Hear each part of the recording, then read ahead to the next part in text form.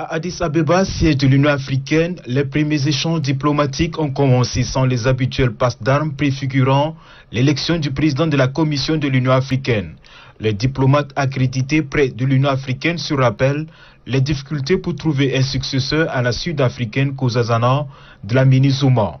En janvier 2017, il avait fallu pas moins de 7 tours de scrutin pour que Moussa Faki Mahamat puisse être élu par le Conseil exécutif regroupant les ministres des Affaires étrangères et être ensuite officiellement nommé par la conférence des chefs d'État et de gouvernement. En février 2021, Moussa Faki Mahamat a toutes les chances de se succéder à lui-même, ce qui serait une grande première pour un président de la Commission dont aucun de ses prédécesseurs n'avait pu accomplir plus d'un mandat.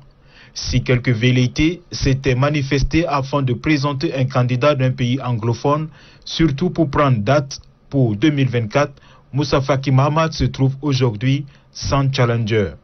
Le mandat de 4 années de Moussa Faki Mahamat a été marqué par son tandem avec le président rwandais Paul Kagame, qui avait été mandaté en 2016 pour réformer l'Union africaine.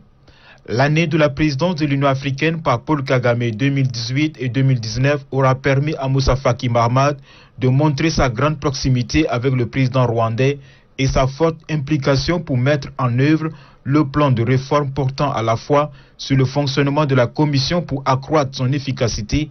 la réduction des structures internes de la Commission, la mise en place de la taxe de 0,2% sur les importations des États membres, la rationalisation du travail au sein de l'organisation et la mise en œuvre de la zone de libre-échange continentale ont été lancés sans être encore totalement opérationnels en raison du protectionnisme de certains grands États tels que le Nigeria, l'Afrique du Sud et l'Égypte. Néanmoins, Moussa Faki Mahamat a fait preuve de leadership et d'une réelle volonté de changement pour que l'Union africaine puisse faire face aux défis environnementaux, sanitaires, économiques, politiques et de lutte contre le terrorisme. Beaucoup de chefs d'État lui en sont gré et appliqueront le principe qu'on ne change pas de capitaine en pleine tempête. Il est incontestable que Moussa Faki Mahamat a revalorisé l'image de l'Union africaine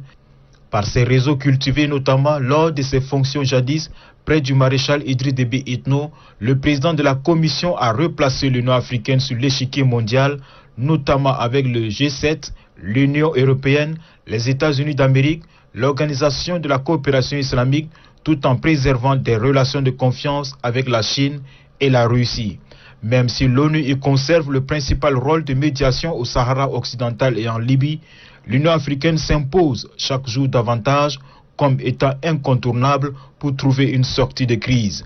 Avec les conséquences encore inconnues de la pandémie du Covid-19, la montée du terrorisme islamique transfrontalière au Sahel, autour du lac Tchad, dans l'ex-Somalie, au Mozambique, la crise économique et financière qui atteint désormais les États qui n'étaient pas fragiles, les dérèglements climatiques qui frappent de plus en plus durement toutes les régions africaines, le délitement de l'État-nation et le déclin du multilatéralisme, nul doute que le président de la Commission aura fort à faire alors que l'ONU et les grandes puissances accordent un regain d'intérêt à l'Union africaine pour la paix et la sécurité sur le continent.